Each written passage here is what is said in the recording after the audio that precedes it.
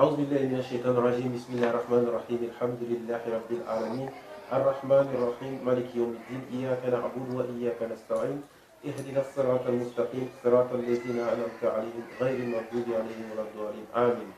اللهم صل على سيدنا محمد الفاتح المغلق والخاتم لما سبق ناصر الحق بالحق والهادي إلى الصراط المستقيم وعلى آله حق قدره ومقداره العظيم. Chers frères et sœurs, followers de CNCA-TCI, auditeurs, auditrices de Radio Al-Hikma, salam alaikum wa rahmatullahi ta'ala wa barakatuh. Bienvenue à donc cette interview avec Monsieur Abdoulaye Diabaté, PDG du groupe Lanfiera Communication, par ailleurs PCO de la 31e édition du Mawlid organisé par Cheikh Aboubakar Diabaté, guide de la Zawiya Sultan d'Atekoubé. Monsieur le PCO, salam alaikum wa rahmatullahi ta'ala wa barakatuh. Wa alaikum salam ta'ala wa barakatuh. Alhamdulillah, donc le samedi prochain, le 5 janvier précisément, ce sera la 31e édition de votre Mawlid. Quelle est l'innovation cette année? A'udhu billahi minash shaitanir rajim, bismillahir rahmanir rahim, wa salatu wa salam ala rasulullah. Alhamdulillah, pour répondre à votre question, dire d'abord que cette 31e édition, à l'instar de la 30e édition, l'innovation particulière, c'est toujours imiter le comportement du noble prophète Mohammed sallallahu alayhi wa sallam, c'est-à-dire qu'au-delà de tout ce qui peut être aspect prêche, communication, nous avons depuis l'année dernière essayé un tant soit peu sous les recommandations, les conseils de notre cheikh Aboubakar Diabaté, à savoir faire des dons à des familles, je ne dirais pas démunies, des familles en difficulté, notamment penser aux veuves, penser aux orphelins et aussi penser à certaines personnes qui sont dans des situations difficiles. C'est au cours de la journée du 5 faire ces dons-là, des dons en kit alimentaire, des dons en kit d'habillement pour les orphelins. Et au niveau de la communication, c'est toujours les mêmes canaux. Vous avez le canal de la télévision nationale, vous avez la communication hors médias, vous aurez les panneaux 12 mètres carrés à travers les grands axes je dirais, de grands axes routiers, au niveau d'Abidjan, notamment les communes d'Abobo, Atekoubé, Koumassi, Port-Boué, Trècheville, pour ne citer que celles-là. Donc voilà un peu les innovations qui viendront à cette 31e édition. Nous avons continué aussi, nous avons commencé à la 30e édition de magnifier certaines personnes qui nous ont toujours accompagnés. Et je pense qu'on va continuer parce que l'année dernière, c'était une vague. Cette année, il y aura la seconde vague de remerciements à ces personnes à reconnaître que leur mérite d'accompagner toujours le Mawlid que nous organisons depuis plus de 30 ans. Inch'Allah. Alors, en tant qu'homme des médias, homme de communication, quelle est votre cible à travers ce Mawlid-là? En tant qu'homme de communication, d'abord nous inscrivons dans une dynamique religieuse, à savoir l'islam, donc l'islam dans son entièreté. Et la cible, c'est les musulmans. Et je dirais aussi que des non-musulmans, parce que il ne faut pas créer des barrières. Il y a des personnes non-musulmanes qui ont besoin de connaître l'islam, mais à travers son prophète, notre prophète Mohammed sallallahu alayhi wa sallam, celui-là même qui a été envoyé par miséricorde à l'humanité. Je pense que nous avons des amis non musulmans qui viendront participer, sinon inviter à cette 31e édition de notre Mawlid au niveau d'Atekoubé, de la Zawiya Sultan d'Atekoubé, pour qu'ils puissent comprendre. Parce que quand vous comprenez un peu ce que l'envoyé de Dieu était venu dire, ça vous fait sortir un peu des préjugés de ce qu'on pourrait avoir de nos temps de l'islam.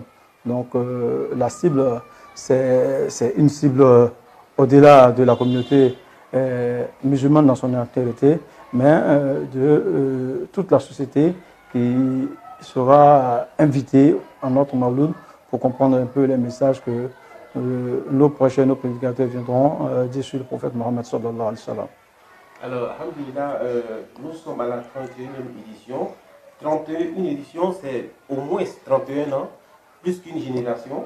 Quel impact pensez-vous avoir eu sur les populations d'Atekoubé de manière particulière, mais au-delà, quel impact pensez-vous avoir eu sur les populations d'Abidjan?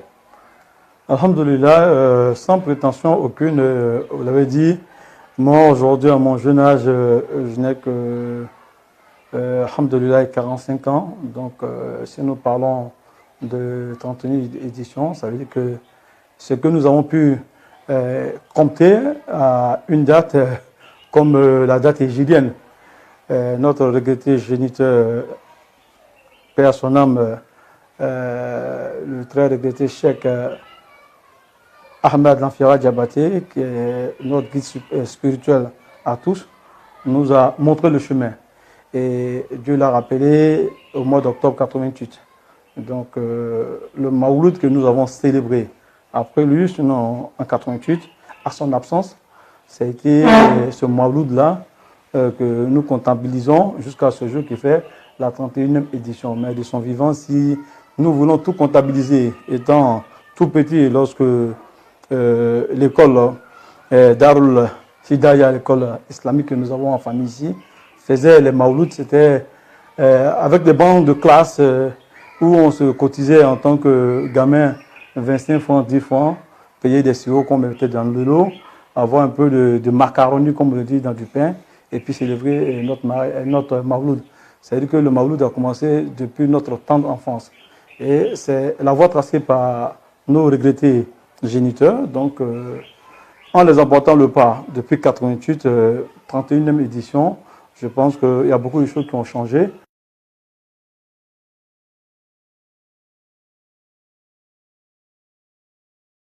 Il faut la perpétuer dans le temps. Et où on était avec des bancs de classe, peut-être avec une ampoule qui pouvait éclairer l'Assemblée. Aujourd'hui, on est passé à d'autres types de communication que je venais de citer. Et on s'enregistre d'ailleurs parce que c'est une grâce de Dieu, c'est leur prière et la foi que nous avons mis sur ce chemin-là pour pouvoir vraiment faire ce Maouloud-là. Les choses ont véritablement changé parce que d'abord c'était devant une salle de classe qui ne pouvait même pas prendre 100, 200 personnes. Mais aujourd'hui on se retrouve avec un Maouloud avec des centaines et des centaines de personnes invitées qui viennent de toutes les contrées de la Côte d'Ivoire, en toute modestie, pour venir assister à ce Maouloud-là. Et aujourd'hui, avec notre implication dans la Tarika Tidjani, alhamdoulilah, cela fait que tous les mourides, tous les Tidjanites aussi, et ceux même qui ne sont pas dans la Tarika, viennent en tout cas parce que c'est sur le prophète. Et le prophète, il est au-delà de toutes les Tarikas. Et quand bien même que les Tarikas tiennent leur essence aussi de la vie du prophète Mohammed sallallahu alayhi wa sallam. Donc, pour notre part, nous en réjouissons et nous pensons que le chemin il est long parce que, comme on dit, l'éducation étant une transmission, nous allons transmettre, mais pas maintenant. Nous prions Dieu qu'Allah nous garde en santé, qu'il nous fasse grâce de santé et de longévité. Et je pense que de la même manière que nos parents nous ont montré la voie, et il y a d'autres aussi qui sont en train de regarder ce que nous faisons pour pouvoir la perpétuer. Alors, vous l'avez dit tantôt, tout ce que vous faites, c'est à l'image du prophète alayhi salatu wa salam. Le Maulid, c'est la célébration de la naissance du prophète. C'est une manière de commémorer non seulement sa naissance, mais également de perpétuer le modèle qu'il était pour toute l'humanité. Est-ce que, au bout de la 31e édition, est-ce que vous avez changé, vous avez constaté un impact, un changement au niveau comportemental de la jeunesse d'Atekoubé, des environs? Y a-t-il une manière de penser mohamédienne? Est-ce qu'il y a-t-il une récupération mohamédienne au niveau du comportement de la jeunesse d'Atekoubé? Alhamdulillah Rabbil Alamin, je le dis avec beaucoup de satisfaction, quand bien même que la satisfaction n'est jamais totale. 31e édition, pour ceux qui sont de ma promotion, je pense qu'il y a eu un impact, je dirais, positif considérable. Avant, vous savez que quand nous étions dans nos âges de jeunesse, quoi qu'on le dise, on avait des impairs. Pour nous, la religion c'est vrai que nous la pratiquons, mais l'essence même, peut-être que nous ne l'avions pas. Mais à force de participer, sinon organiser ces gens de prêche, je dirais, annuels, et sur la vie du prophète Mohammed sallallahu alayhi wa sallam, et surtout sur le noble comportement du prophète, je pense que d'année en année, nous avons pu emmagasiner, je dirais, l'énergie positive du comportement du prophète Mohammed sallallahu alayhi wa sallam, quand bien même que nous ne sommes pas parfaits parce qu'il est le seul être parfait que Dieu a envoyé sur terre. Nous essayons de l'imiter. Et au jour d'aujourd'hui, de par le noble comportement du prophète Mohammed sallallahu alayhi wa sallam, nous avons fondé des familles, nous savons ce que c'est que le droit d'aînesse, nous savons ce que c'est que le partage, nous savons ce que c'est que penser aux orphelins, aux veuves et animer une vie communautaire sans barrière d'ethnie, de langue, de religion et même de considération sociale. Je pense qu'alhamdoulilah, au niveau de la Tokoubé, ça s'est fait ressentir. Et là, je m'avais même fait une confidence. Je ne dirais pas qu'on était les tout premiers, mais c'était tout comme. C'est notre père à son homme qui faisait, je dirais, les grandes assemblées de Maouloud.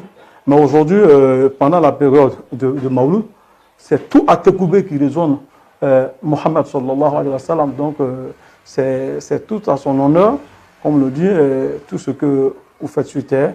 Dieu, il a toujours une récompense, même quand vous n'êtes pas là. Partout où vous passez dans les quartiers d'Atokoubé, vous voyez que tout le monde veut célébrer son Maouloud. Et ce qui fait que notre Maouloud devient au jour d'aujourd'hui le plus grand rassemblement de Maouloud à Atokoubé.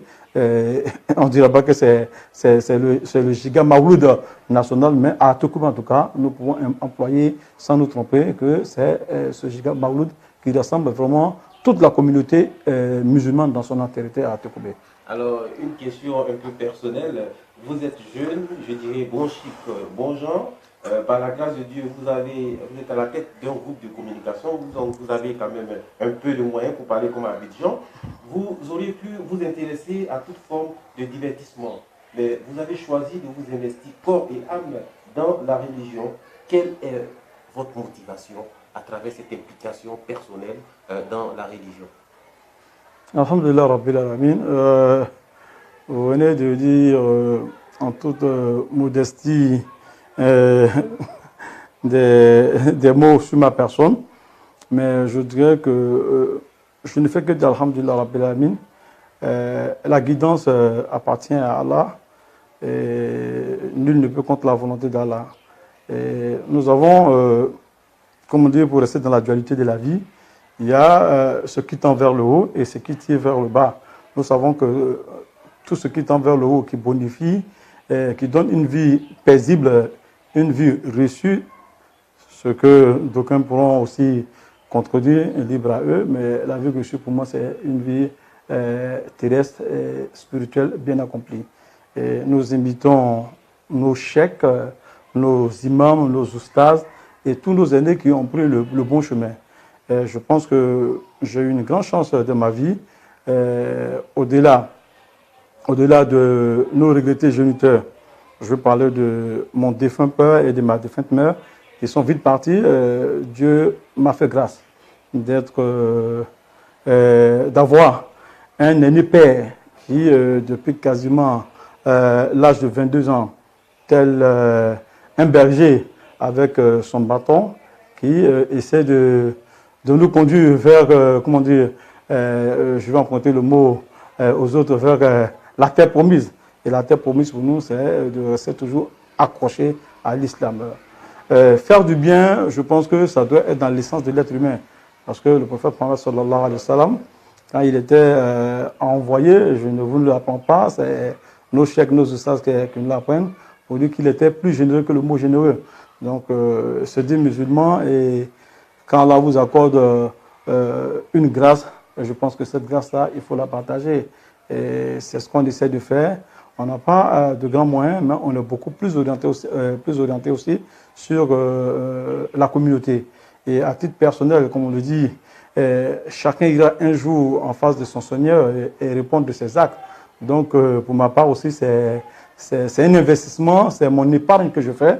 Parce que quand je lis le verset coranique qui dit « Ya ayyuhallazina amanu ittaqullaha wal tanzur nafsum ma qaddamat ligad wattaqullaha innallaha kabirun bima ta'malun. C'est un verset que j'exhorte chaque jeune à s'en approprier, et tout musulman, parce que, comme on le dit, il faut toujours songer à demain. Qu'est-ce que je pourrais épargner de bien pour mon âme? Épargner de bien pour son âme, c'est vraiment être bon envers sa famille. Quand je veux parler, il y a sa famille nucléaire, il y a sa famille sociale, il y a sa famille communautaire. Et je pense que c'est aussi les conseils et les prêches, en tout cas tout ce que nous disent nos ustads sur le noble comportement du prophète Mohammed sallallahu alayhi wa sallam, c'est ce que nous essayons d'emprunter, comme le dirait notre cheikh. Dieu a parlé pendant 23 ans et il s'est tué. Et les 23 ans ont rimé avec la prophétie du prophète Mohammed sallallahu alayhi wa sallam. Donc quasiment depuis plus de 1400 ans, Dieu ne parle plus aux humains. Mais il y a un exemple qu'il faut suivre pour que vous puissiez mieux écouter ce que c'est que la bonté. Nous essayons d'emprunter le chemin et nous demandons à Dieu de nous fortifier et de nous faire grâce davantage et miséricorde pour qu'on puisse demeurer sur cette voie-là. Voilà ce que je peux dire un peu de mon orientation en tant que jeune et du message que je pourrais lancer à l'endroit de tous les jeunes musulmans. On n'est jamais parfait, mais il faut essayer et puis Dieu nous permettra de suivre la bonne voie. Alors nous sommes donc à la fin de cette interview. En tant que président du comité d'organisation de la 31e édition du Maulid du Cheikh Aboubacar Diabaté, avez-vous un dernier appel à lancer à tous ceux qui nous suivent, nos followers sur la page de CNCA-TCI et nos auditeurs de Radio Alikma? Alors, Basé, avant le dernier mot du PDG, alors quelles sont les mesures sécuritaires pour ce Maulid 2019 et également la 31e édition? Ok, alhamdulillah. Je pense que la plus grande sécurité vient de Dieu. Hasbunallah wa ni'mal wakil, ni'mal mawla wa ni'mal nasir. Dieu sait que nous venons du fond du cœur honorer encore son prophète, qu'il a plus honoré que tout le monde. Donc les mesures de sécurité d'abord, je pense que les chèques d'abord sont nos premières mesures de sécurité parce que c'est eux qui prient pour qu'on puisse faire une bonne assemblée. Mais c'est une œuvre humaine. Et l'œuvre humaine aussi, il faut prendre aussi des dispositions.